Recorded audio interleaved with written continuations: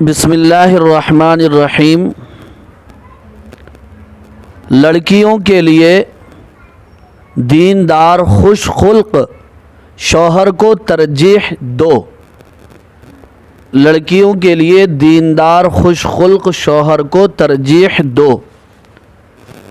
دیندار بولے تو بات سمجھ میں آ گئی، یہ خوش خلق بولے تو اچھے اخلاق والا۔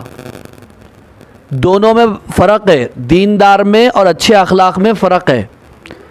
بعض لوگ دیندار ہوتے، نمازیں وقت پہ پڑھ لیتے، مہینے بھر کے روزے بھی رکھ لیتے، حج بھی کر لیتے، عمرے بھی کر لیتے، لیکن اخلاق خراب ہوتے۔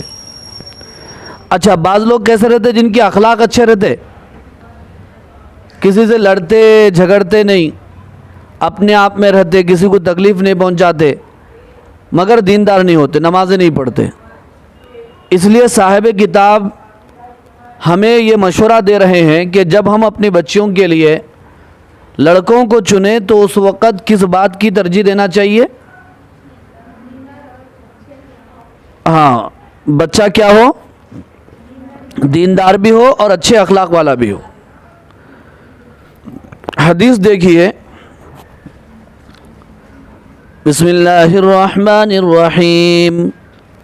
وعن ابی ہریرہ رضی اللہ تعالی عنہ قال قال رسول اللہ صلی اللہ علیہ وسلم اذا خطب الیکم من ترضون دینہ وخلقہ فزوجوہ الا تفعلوہ تکن فتنة فی الارض وفساد عریض۔ رواہ الترمذی۔ یہ تو حدیث رہی، اب حدیث کا ترجمہ سماعت فرمائیے۔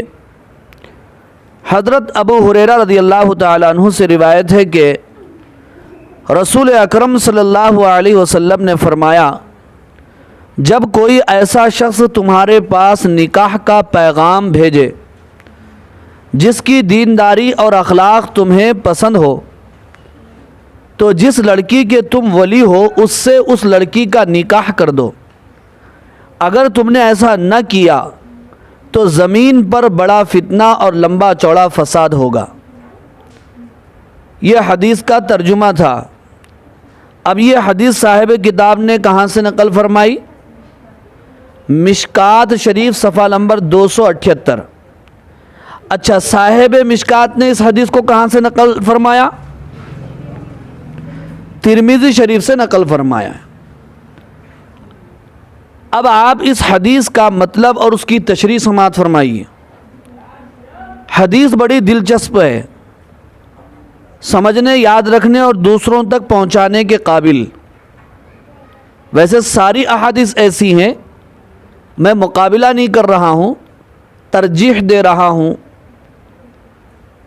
تشریح: توالد و تناسل کے لیے نکاح کی ضرورت ہے۔ توالد و تناسل کہتے ہیں اولاد، اولاد کے لیے نکاح کرنے کی ضرورت ہے۔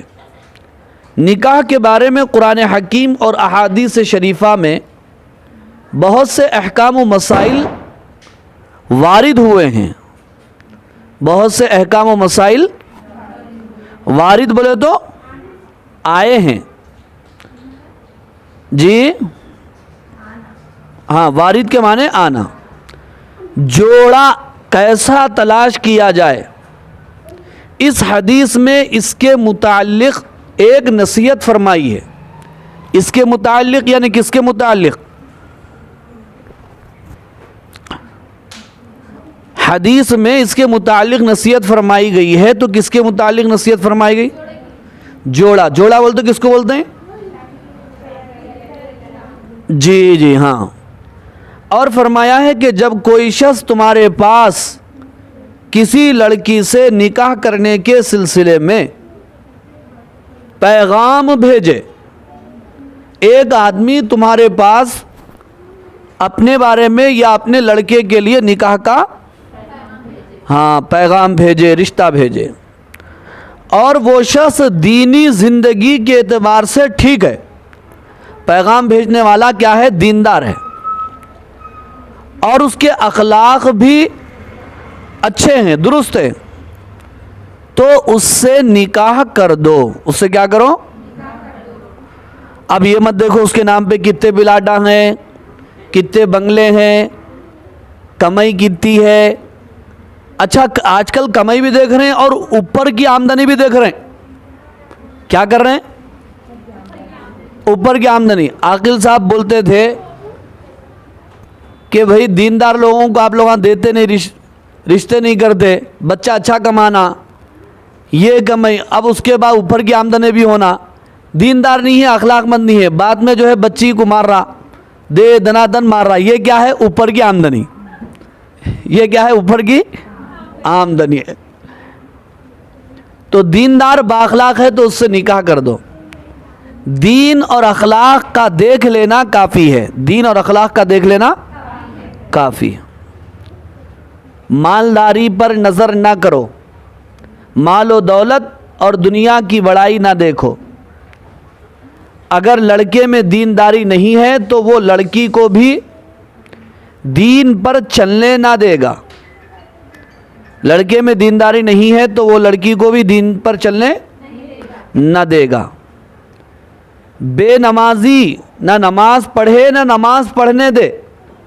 حرام کمائے گا، حرام کھلائے گا. دونوں میاں بیوی آخرت کے عذاب میں مبتلا ہوں گے. اگر تم نے دیندار کو لڑکی نہ دی، کوٹھی بنگلے والے کو دیکھا، مال و دولت کو ترجیح دی، تو دنیا شاید آرام سے گزر جائے مگر آخرت برباد ہوگی. کیا کوئی شخص یہ گوارا کر سکتا ہے کہ اس کی لڑکی آگ میں جلے؟ ایسا تو کسی کو منظور نہیں. تو پھر دیکھتی آنکھوں اپنی بچی کو دہکتی آگ میں کیوں ڈالتے ہیں؟ جب یہ جانتے ہیں کہ فلاں گھر میں جا کر بچی فرائض ترک کر دے گی. ہم کو معلوم ہے پیسہ وہاں پہ بہت ہے، دین نہیں ہے، بچی وہاں پر فرائض چھوڑ دے گی، نماز چھوڑ دے گی، کچھ ماحول نہیں ہے، دین پر نہیں چل سکتی، نماز روزہ چھوڑ دے گی، حرام حلال کی فکر سے نہیں رہے گی، جس کا نتیجہ عذاب آخرت ہے.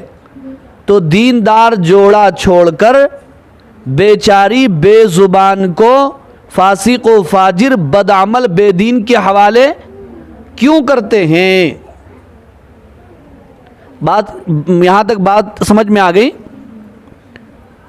شاید بعض حضرات یہ جواب دیں کہ آج کل لڑکیاں اپنا جوڑا تجویز کر لیتی ہیں اور دیندار کو پسند نہیں کرتی. یہ اس دور کا سب سے بڑا المیہ ہے.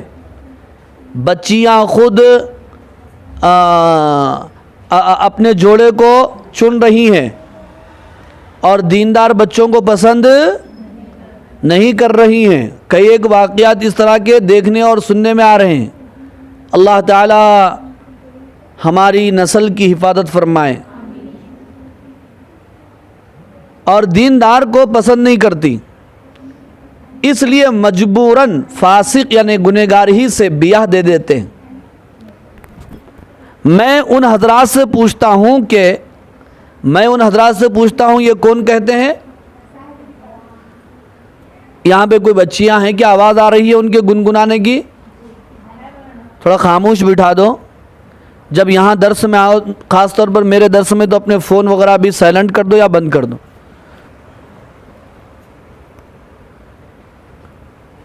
مجبوراً فاسق ہی سے بیاہ دے دیتے ہیں. میں ان حضرات سے پوچھتا ہوں کہ لڑکی کو یہ جرأت کیسے ہوئی اپنا جوڑا خود تلاش کرے اور دیندار سے گھبرائے؟ فاسق و فاجر آوارہ لڑکے کو صالح مرد، نیک مرد پر ترجیح دے. اب صاحب کتاب یہ پوچھنا چاہتے ہیں بچیوں میں مزاج کہاں سے آیا؟ اس کے ذمہ دار کون ہیں؟ بتائیے آپ لوگ. ماشاءاللہ صحیح جواب ہے آپ کا. بات یہ ہے کہ آپ نے اپنے گھر کا ماحول خود ہی خراب کر رکھا ہے. بچوں کو دین پر نہیں ڈالتے، دینی کتابیں نہیں پڑھاتے. جو بچہ یعنی لڑکا یا لڑکا ہوش سنبھالتا ہے اسکول کی گود میں چلا جاتا ہے، اسکول سے فارغ ہو کر کالج کی راہ لیتا ہے. بے دینی میں جو کمی اسکول میں رہ گئی تھی وہ وہاں پوری ہو جاتی ہے. اسکول میں جو کمی تھی آوارگی یا پھر بے دینی، وہ کہاں پر جا کر کے پوری ہوتی ہے؟ کالج میں۔ علامہ اقبال نے ایک بہت اچھا شعر کہا تھا کالج کے بارے میں، شاید کہ وہ شعر آپ نے سنا ہو یا نہ سنا ہو۔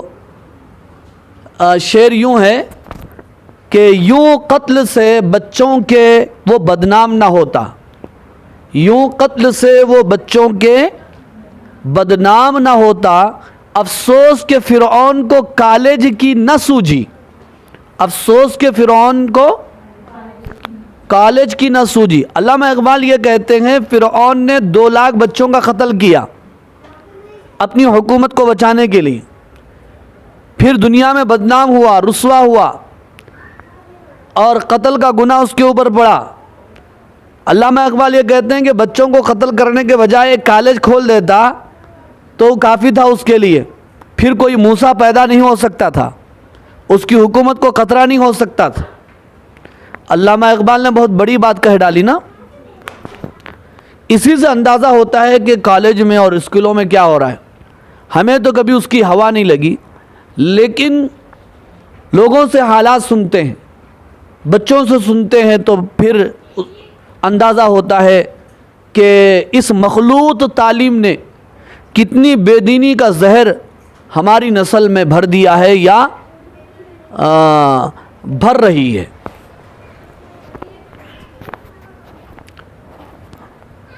بات سمجھ میں آ رہی؟ بے شرمی کے اسباب، یعنی لڑکیوں میں بے حیائی کیوں پیدا ہوتی ہے؟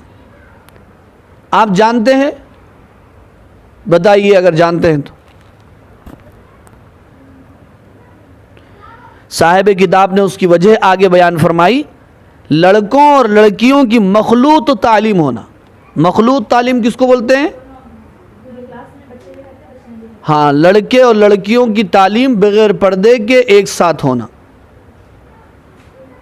اور ناولوں اور افسانوں کا پڑھنا، ٹی ویاں دیکھنا، سینما جانا، بغیر محرموں کے گھروں سے باہر گھومنا، پارکوں میں تفریحیں کرنا، یہ سب ایسے امور اور کام ہیں جو لڑکیوں کو بے شرم بنا رہے ہیں اور دین سے دور کر رہے ہیں اور دینداروں سے بیزار کر رہے ہیں۔ اللہ تعالیٰ سمجھ عطا فرمائے۔